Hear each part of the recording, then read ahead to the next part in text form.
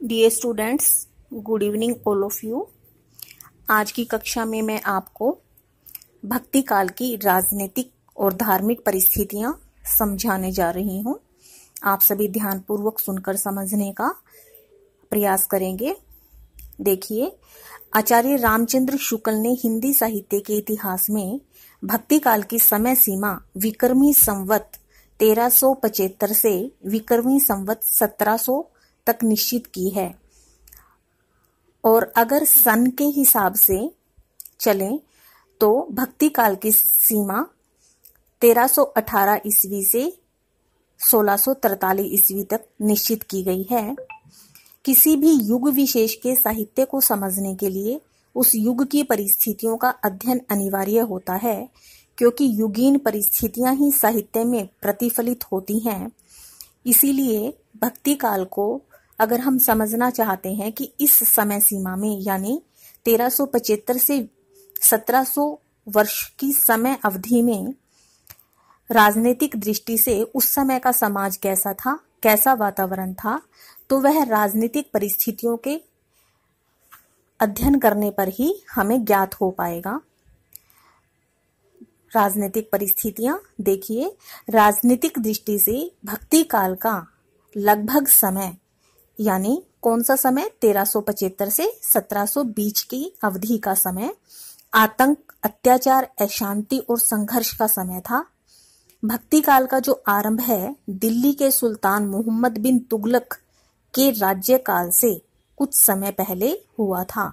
मोहम्मद बिन तुगलक का समय काल क्या रहा? सन 1325 से 1351 ईस्वी तक, और लगभग शाहजहां के राज्यकाल सन 1624 से 1658 ईस्वी के साथ ही इसका अंत हो गया। और 7वीं शताब्दी में भारत पर विदेशी आक्रांताओं ने जो आक्रमण करने का सिलसिला जारी किया, इस काल में वह जारी ही रहा।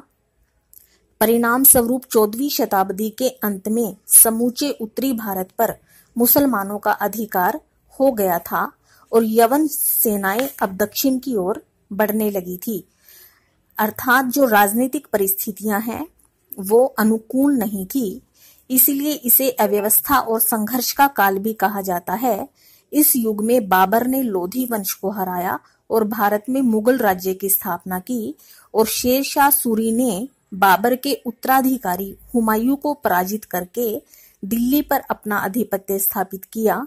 कुछ समय पश्चात हुमायूं ने शेर शाह सूरी को हराकर फिर से मुगल राज्य की स्थापना की। हुमायूं के बाद उनका पुत्र अकबर और अकबर के बाद जहांगीर दिल्ली के सिंहासन पर बैठा। यद्यपि संपूर्ण भारत पर मुगल शासन की स्थापना हो चुकी थी, लेकिन राजस्थान में मेवाड़ का अक्षेत्र अभी भी स्वतंत्र था। दक्षिण भारत में जहां एक और बहमनी राज्य की स्थापना हो गई थी, कश्मीर, मालवा, गुजरात आदि क्षेत्रों में अभी भी स्वतंत्र राज्य थे। अर्थात मोहम्मद गोरी के पश्चात दिल्ली का शासन मुख्य रूप से गुलाम, खिलजी, तुगलक और मुगलक वंश के हाथों में रहा। भारतीय नरेश पराजित अवश्य हो गए थे, लेकिन विदेशी आक्रमणकारियों की आपसी फूट के कारण अभी तक उन्होंने इस पराजित मनोवृत्ति को स्वीकार नहीं किया था और वे अपनी स्वतंत्रता को बनाए रखने के लिए निरंतर प्रयत्नशील थे। वस्तुतः मुगल सम्राट बाबर के आक्रमण के पश्चात एक सुदृढ़ केंद्रीय शासन की स्थापना हो सकी। इतिहास साक्षी है कि बाबर का सारा जीवन युद्धों में ही समाप्त हो गया। हुमायूं और शेर शाह सूरी के शासन काल भी राजनीतिक दृष्टि से महत्वहीन ही माने जाते हैं, परंतु अकबर ने अपने शासनकाल में भारत को राजनीतिक स्थिरता प्रदान की और हिंदू मुसलमानों के मध्य बढ़ती हुई सांप्रदायिकता की खाई को दूर करने का प्रयास किया। जहांगीर और शाहजहां के शासनकाल में भी भारत में राजनीतिक अशांति रही, लेकिन अकबर से लेकर शाहजहां तक के काल में भक्ति साहित्य को चरमोत्कर्ष प्राप्त हुआ। अर्थात कहने का अभिप्राय यह है कि अकबर के उदार दृष्टिकोण के कारण हिंदुओं और मुसलमानों में आपसी भेदभाव समाप्त हो गया। फिर भी इस युग में हिंदू जाति पूरी तरह युद्धों से परेशान थी, क्योंकि उनकी आंखों के सामने ही उनके देव मंदिर नष्ट किए जा रहे थे और मुगल शासक निरंतर युद्ध, विद्रोह और संघर्षों में जूझते रहे और उन्होंने हिंदुओं पर तरह तरह के अत्याचार किए। अर्थात कहने का अभिप्राय यह है कि भक्ति काल के लगभग सारे प्रमुख कवि अपने देश के राजनीतिक वातावरण से अप्रभावित ही रहे। कबीर, नानक, जायसी, तुलसी और सूरदास जैसे प्रतिनिधि कवियों ने राजनीतिक वातावरण का प्रभाव ग्रहण नहीं किया। वैसे तो नानक और तुलसी ने अपने काव्य में इस बात के संकेत अवश्य दिए हैं, लेकिन ये उनके मूल विषय कभी भी नहीं रहे थे। निष्कर्ष रूप में हम कह सकते हैं कि भक्ति काल के उदय के समय देश में राजनीतिक अस्थिरता का वातावरण बना हुआ था, लेकिन कुछ समय के बाद भारत पर मुगलों का शासन स्थापित हो गया था और राजनीतिक दृष्टि से देश में स्थिरता उत्पन्न होने लगी थी और हिंदू जाति पूरी तरह से पराधीन हो चुकी थी और असंख्य हिंदू राजा मुगल शासकों की अधीनता को स्वीकार भी कर चुके थे।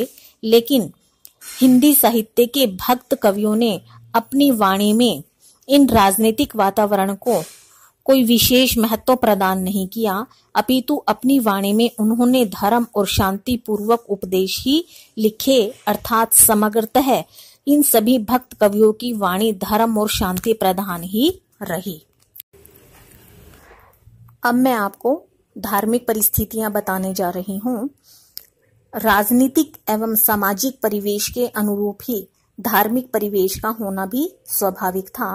भक्ति काल के प्रारंभ में हिंदू धर्म अनेक संप्रदायों और मत मतांतरों में बट गया था और भक्ति काल में धार्मिक परिस्थितियां प्रतिकूल थी। बौद्ध धर्म के हीनयान और महायान नामक दो वर्ग बन गए थे। हीनयान केवल सिद्धांतों तक सीमित रहा और महायान ने धर्म के व्यवहारिक पक्ष को अपनाया, क्योंकि जंतर मंतर आदि चमत्कारों द्वारा ये लोगों को आकर्षित करते थे। और महायान बाद में सहजयान के नाम से भी प्रचलित हुआ। यही सहजयानी बाद में सिद्ध कहलाए। इन सिद्धों की प्रतिक्रिया के स्वरूप ही नाथ संप्रदाय का जन्म हुआ और उसके पश्चात समाज में वैष्णव, शैव, शाक्त, स्मार्त, वाममार्गी एक दूसरे की जान लेने पर उतारू रहते थे। इसी समय इस्लाम का प्रभाव भी भारतीय धर्मों पर पड़ना शुरू हो गया था। शासक वर्ग हिंदू धर्म पर अनेक प्रकार के अत्याचार करके उनके पवित्र ग्रंथों और पूजा स्थलों को नष्ट करने पर तुला हुआ था। अर्थात उन वैदिक धर्म को नष्ट किया जा रहा था। भक्ति काल में उत्तर भारत में अनेक धार्मिक संप्रदायों, रामानंदी संप्रदाय, संत संप्रदाय, वल्लभ संप्रदाय आदि का जन्म हुआ। इन संप्रदायों का जीवन, साहित्य दार्शनिक विचारधारा से युक्त, सरल एवं सुगम था। सभी अपने अपने दृष्टिकोण का प्रचार प्रसार जनता की भाषा में कर रहे थे। जाति, वर्ण व्यवस्था आदि से संबंधित उनके विचार अत्यधिक उदार थे। भक्ति और धर्म का मार्ग सबके लिए उन्होंने खोल दिया था। अर्थात भक्ति काल की धार्मिक परिस्थितियों के विषय में डॉक्टर लक्ष्मी सागर ने कहा भी है कि देश में जैसे जैसे अराजकता कम होती गई, जीवन में स्थिरता आती गई, वैसे वैसे धार्मिक आंदोलन भी अत्यंत तीव्रता के साथ समाज में अपना प्रभाव प्रकट करने लगे। धार्मिक दृष्टि से भक्ति काल में दो मत संत और भक्त प्रचारित हुए। निर्गुणवादियों को संत तथा सगुणवादियों को भक्त कहा गया।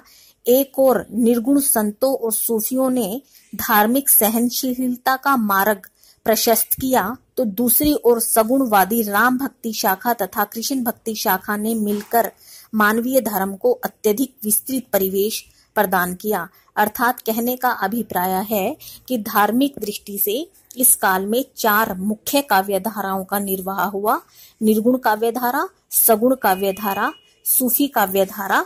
अतः यह सहज रूप में ही कहा जा सकता है कि इस काल में जहां आध्यात्मवादी दृष्टिकोण को आश्रय मिला, वही विशुद्ध मानवीय धर्म को भी बल मिलता प्राप्त हुआ।